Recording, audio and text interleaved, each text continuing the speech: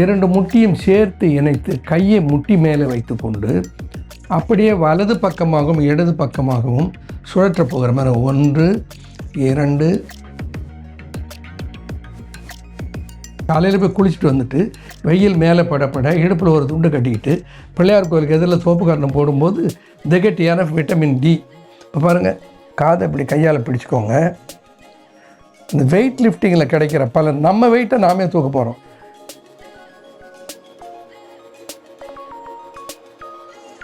எதை செய்ய முடியுதோ அதை செய்யுங்க. இப்போ இதை எல்லாத்தையும் செய்ய முடியுறவங்க எல்லாத்தையும் செய்யுங்க, ரொம்ப நல்லாயிருக்கும். இப்போ பாருங்கள்.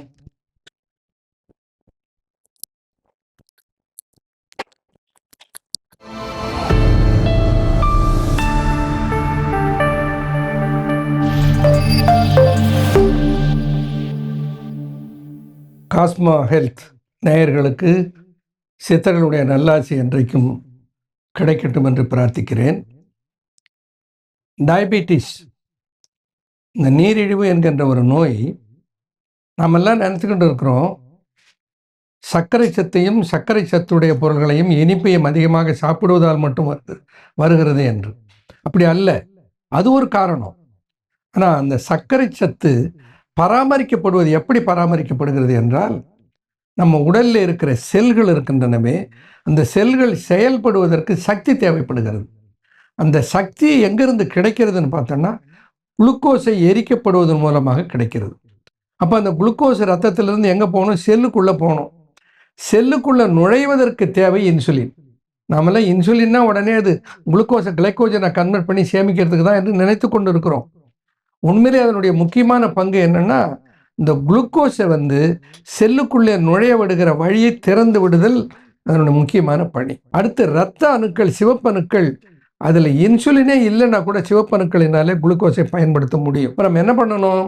நாம் உண்ணுகிற உணவில் அதிகமாக இருக்கிற குளுக்கோஸ் சத்து இரத்தத்தில் கூடி விடாமல் இருக்க வேண்டுமானால் அதை எரித்து விட வேண்டும்.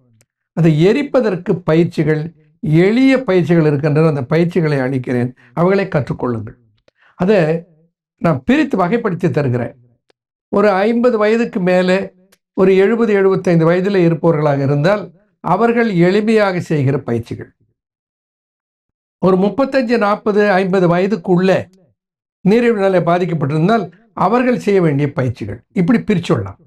இப்போது எல்லா வயதினருக்கும், குறிப்பாக கொஞ்சம் வயதில் முதிர்ந்தவர்கள், ஒரு 60 வயது, 50 வயது, 70 வயதில் இருப்பவர்கள், அவர்களாலும் செய்ய கூடிய, அப்போ யங்ஸ்டர்ஸ் சொல்ல வேண்டியதே இல்லை, எல்லோரும் செய்வதற்குரிய எளிய பயிற்சி. ஒரு 6-7 நிமிடம் தான் ஆகும் ஒரு நாளைக்கு. அதை இப்போ பாருங்கள், என்னென்னா 2 கால்களுக்கு இடையில் ஒரு 2 அங்குலம் இடைவெளி இருப்பது போல் வைத்துக்கொண்டு 2 முட்டியும் சேர்த்து இணைத்து கையை முட்டி மேலே வைத்துக்கொண்டு அப்படியே வலது பக்கமாகவும் இடது பக்கமாகவும் சுழற்ற போகிற மாதிரி 1 2 3 4 5 6 7 8 9 10. திரும்ப ரிவர்ஸ் ஆன்டி கிளாக் வைஸ் 1 2 3 4 5 6 7 8 9 10. இப்போது இதில் முட்டிகளுக்கும் கணுக்காலுக்கும் உரிய பயிற்சியும் அந்த முழங்காலோடு இணைக்கப்பட்டுள்ள தசைகளுக்குரிய பயிற்சியும் இதில் வந்து விடுகின்றது. எளிதில் எல்லாரும் பண்ணலாம். அடுத்தது 2 கால்களுக்கு இடையில் கொஞ்சம் ஒரு அரை அடியிலேருந்து 3/4 அடி இடைவெளி இருப்பதை போல வைத்துக்கொண்டு 2 கைகளையும் இடுப்பிலே வைத்துக்கொண்டு அப்படியே வலது பக்கமாக 10 முறை 1 2 3 4 5 6 7 8 9 10.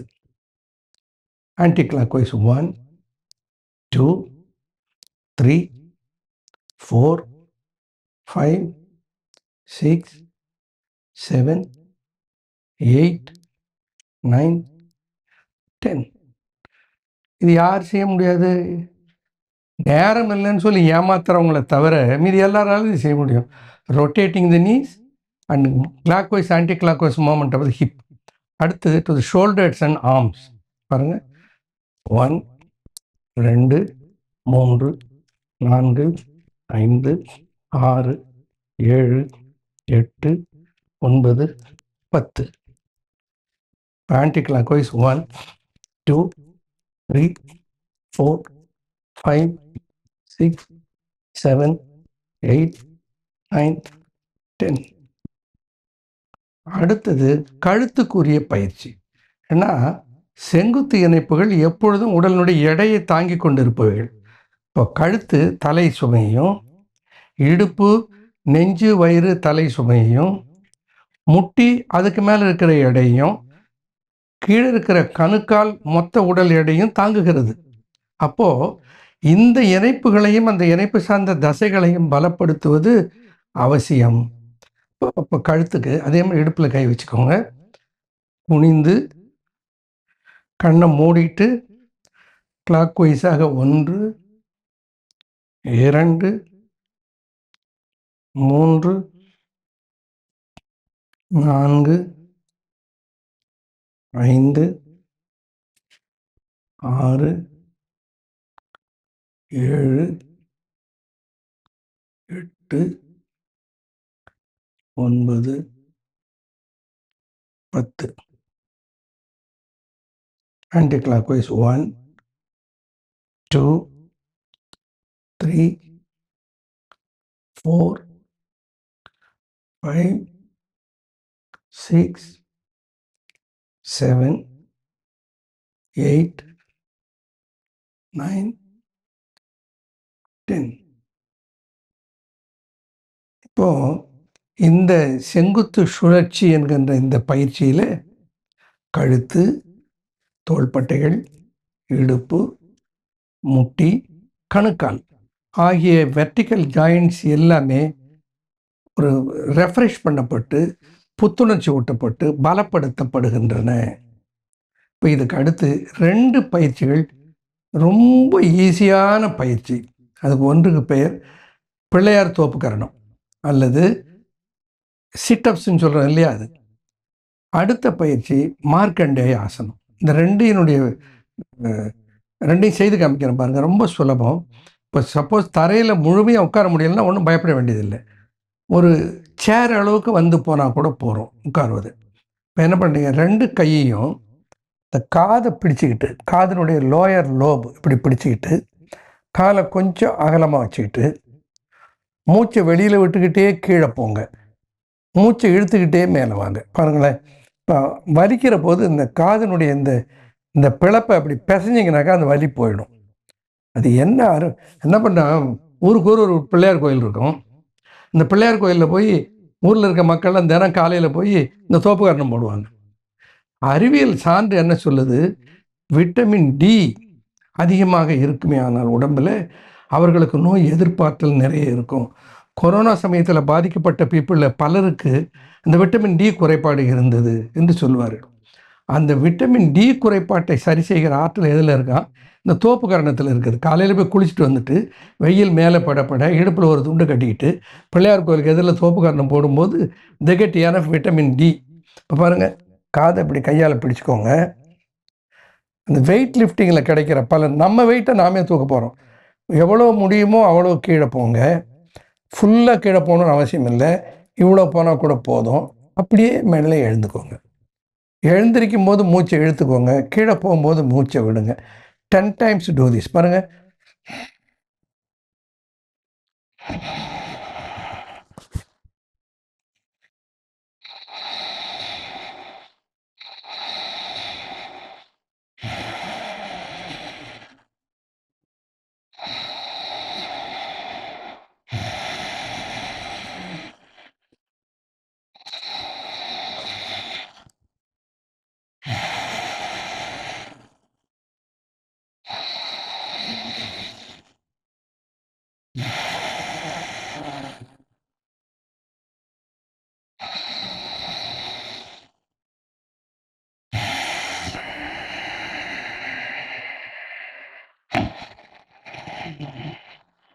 இப்போ பார்த்தீங்கன்னா ஒரு மூச்சு பயிற்சி செய்த பலனும் கிடச்சிடுது, வெயிட் லிஃப்டிங் செய்த பலனும் கிடச்சிடுது, நோய் எதிர்ப்பாற்றல் டெஸ்டோஸ்டிரோன் அதிகமாக இருக்கிற போது எதிர்பார்த்தல் அதிகம் கிடைக்கும். சிட்டப்ஸ் செய்வதனால, வெயிட் லிஃப்டிங் செய்வதனால டெஸ்டோஸ்டிரோனுடைய அளவு கூடும். இது அறிவியல். அடுத்து செய்ய இருக்கிற பயிற்சி மார்க்கண்டேய ஆசனம். மார்க்கண்டேயனுடைய கதை உங்களுக்கு தெரியும். ஒரு அல்ப ஆயுளாக இருந்தவன் சிரஞ்சீவியாக வாழ்கிற ஆற்றலை பெற்றான் என்று. அது சிவனுடைய அருளால் என்று அந்த இதிகாச புராண கதைகள் இருக்கட்டும். ஆனால் அவர் திருக்கடையூரிலே ஒரு குருவிடத்தில் கற்றுக்கொண்ட யோக பயிற்சி தான் அவரை இவ்வளோ சிரஞ்சீவியாக மாற்றியது என்பார்கள். அந்த பயிற்சிக்கு பேர் தான் மார்க்கண்டேய ஆசனம். அவர் பெயராலேயே மார்க்கண்டேய ஆசனம் அல்லது மிருத சஞ்சீவினி ஆசனம். மிருதன்னா யமனை ஜெயிக்கிற ஆசனம் என்று அந்த ஆசனத்துக்கு பெயர். அந்த ஆசனாவை எனக்கறிஞ்சு ஒரு ஆசன பயிற்சி பள்ளியிலே 10,000 ரூபாய் சார்ஜ் பண்ணார்கள் அதை சொல்லிக் கொடுப்பதற்கு. இன்றைக்கும் 60 வயது முடிந்து சஷ்டியர்த்த பூர்த்திக்கு திருக்கடையூர் போனால் அங்கே 16 முறை இதை செய்ய சொல்லுகிறார்கள். ஆனால் முறையாக செய்வதில்லை, ஏதோ செய்கிறார்கள். இப்போ நான் அதை முறையாக செய்து காண்பிக்கிறேன் பாருங்கள். 2 காலுக்கு இடையில் ஒரு அடி கேப் வச்சுக்கோங்க. 2 கையையும் மேலே எவ்வளோ உயர்த்த முடியும் அப்படி நேராக உயர்த்திக்கோங்க. கொஞ்சம் பின்னால் வளையும் போது இடுப்பு வரைக்கும் நேராக இருக்கணும். இடுப்புக்கு அந்தாண்ட மட்டும் இப்படி வளைங்க. இப்போ மூச்சை இழுத்துக்கிட்டு முன்னாடி போகும்போது மூச்சை விட்டுக்கிட்டே பாருங்க. மூச்சை விட்டுக்கிட்டே கை காதுகிட்டே இருக்கு பாருங்க. கீழே முழுக்க குனிந்த பின்னால் கையை கொண்டு வந்து பாதத்தை தொடுங்க. திரும்ப கையை காது கொண்டு வந்துட்டு மூச்சை இழுத்துக்கிட்டே நேராக மேலே வந்துடுங்க. இது ஒரு முறை மார்க்கண்டேய ஆசனம். இது மாதிரி 16 முறை செய்ய வேண்டும். நான் சில முறை செய்து காண்பிக்கிறேன், பிறகு நீங்கள் அதை செய்யலாம். பாருங்க.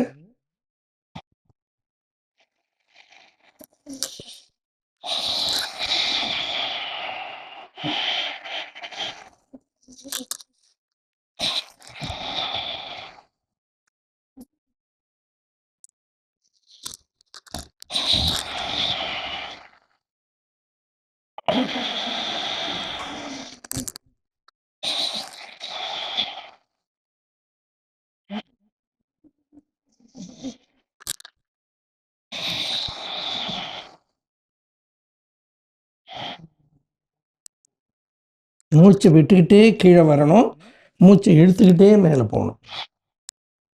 இப்போ பக்கவாட்டத்தில் வேணா இப்போ பாருங்கள்.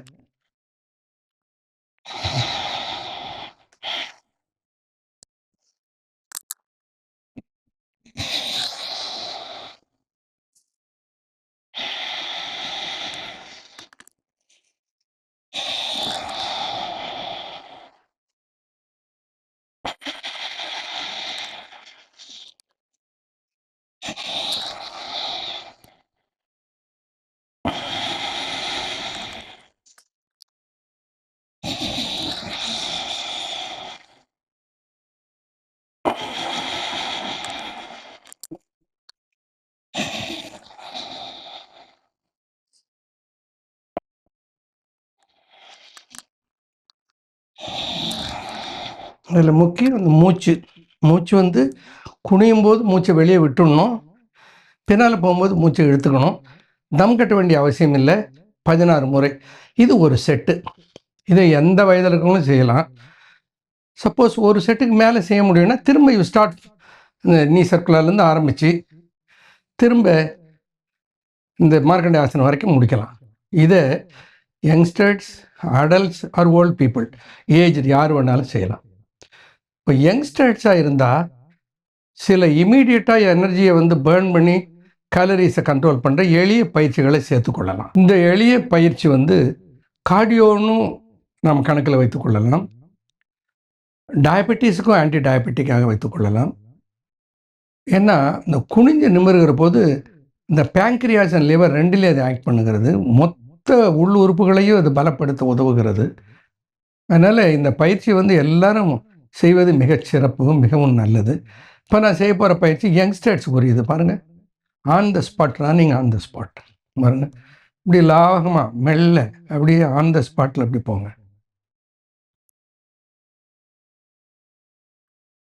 எத்தனை தடவை முடியுமோ அத்தனை தடவை பண்ணிக்கிட்டே இருங்க. ஒவ்வொரு மோமெண்ட்டையும் அடுத்ததை செய்துட்டு திரும்ப இந்த மோமெண்ட்டுக்கு வந்துடுங்க. இப்போ இதை கையை மேலே தூக்கி பண்ணலாம். இது எங்கே பாருங்கள். கீழே ரெஸ்ட் ஆகும்போது பாதம் ரெஸ்ட் ஆகுது, ஆனால் டோஸை ரெஸ்ட் பண்ணி தான் நம்ம செய்கிறோம் பாருங்கள்.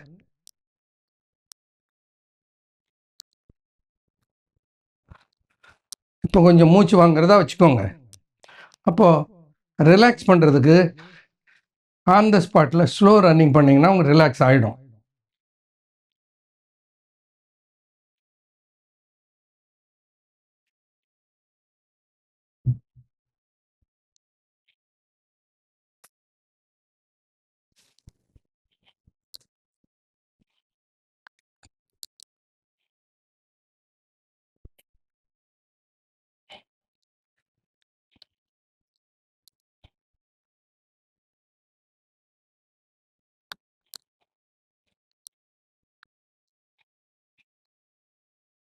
கண்டினியூஸாக கால்களை பொறுத்தவரை அசைவில் இருந்துக்கிட்டே இருக்குது.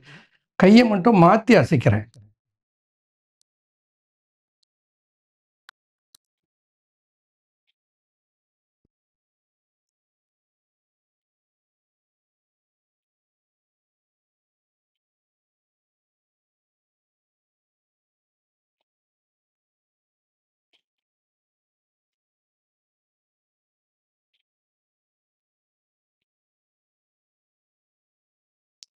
இப்போ ஹிப் ட்விஸ்ட்டோட சைடில் இதே மூமெண்ட்டை கொஞ்சம் மாற்றி செய்கிறேன். அதை ஃபாலோ பண்ணுங்க.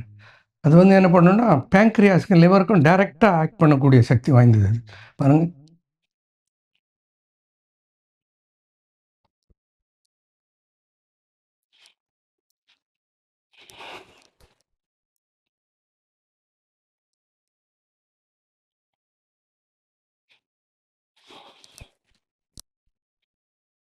நீங்கள் ஸ்பீடை இன்க்ரீஸ் பண்ணிக்கலாம். ஹிப்பை ட்விஸ்ட் பண்ணுறோம்.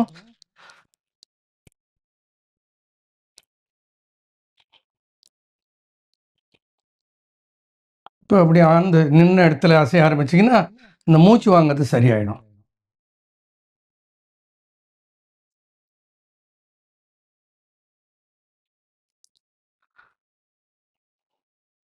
இந்த பயிற்சியை ஆட் பண்ணிக்கலாம். இன்னும் சிலர் ஒரு 35 வயசு 40 வயசு அந்த மாதிரி இருந்ததுன்னா இந்த 2 பயிற்சிகளை கூட ஆட் பண்ணிங்க. ரொம்ப பயனுள்ளதாக இருக்கும்.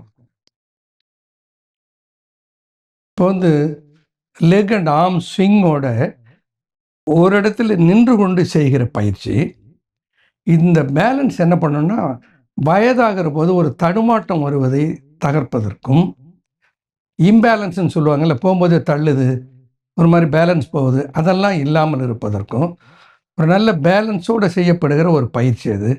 பாருங்கள், இப்படி கையை இப்படி மேலே வச்சுக்கோங்க. பாருங்கள்,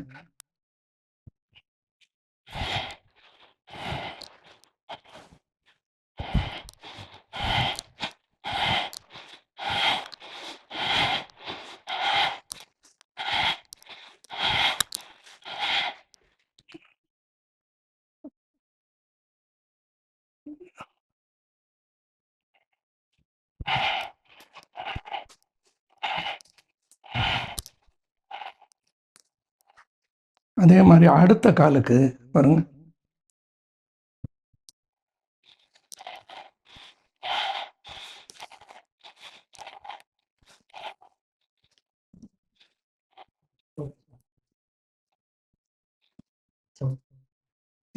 இது வந்து 2 கால்களையும் கைகளையும் அசைக்கிற எளிய பயிற்சி. அடுத்து இன்னும் ஒரு பயிற்சி, அதை முடிஞ்சவங்க செய்யலாம். ஆன் த ஸ்பாட்டில் ஜம்பிங்கோடு பண்ணுவது. இது வந்து நின்ற இடத்திலேயே ஜம்ப் பண்ணி ஒன்று 2 கையும் மேலே கொண்டு போய் டச் பண்ணுறோம், கீழே கொண்டு தொடையில் டச் பண்ணுறோம். இந்த பயிற்சி செய்யும் போது காலை வந்து விரித்து ஜம்ப் பண்ணுறோம். இப்போ என்னென்னா ஹோல் பாடிக்கு சர்க்குலேஷனை இம்ப்ரூவ் பண்ணுற அற்புதமான பயிற்சி. யங்ஸ்டர்ஸ் தாராளமாக செய்யலாம் இதை. இப்போது சிலர் சொல்லுவாங்க, எனக்கு டயபெட்டிஸ் மட்டும் இல்லை, பிபி இருக்குது, கொலஸ்ட்ரால் இருக்குது, ஹார்ட் ப்ராப்ளம் இருக்குது, கிட்னி ப்ராப்ளம் இருக்குது அப்படின்னு சொல்கிறாங்கன்னா, உங்களால் எதை செய்ய முடியுமோ அதை செய்து கொள்ளுங்கள். எதை செய்ய முடியுதோ அதை செய்யுங்க. இப்போ இதையெல்லாம் செய்ய முடியறவங்க எல்லாத்தையும் செய்யுங்க, ரொம்ப நல்லாயிருக்கும். இப்போ பாருங்கள் பாருங்கள்.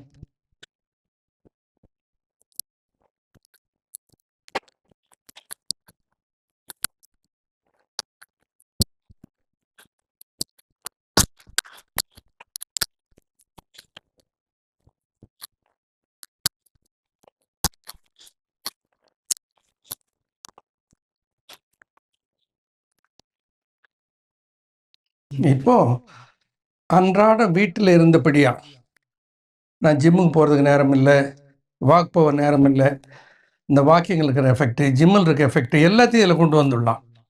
அப்போது இந்த பயிற்சியை வயதுக்கு ஏற்றாற் போலவோ அல்லது உங்களுடைய உடலினுடைய வலுவுக்கு ஏற்றாற் போலவோ அந்த செய்திறன் எவ்வளோ இருக்கிறதோ அதை பொறுத்து நீங்கள் இவைகளை அனைத்தையும் செய்யலாம்.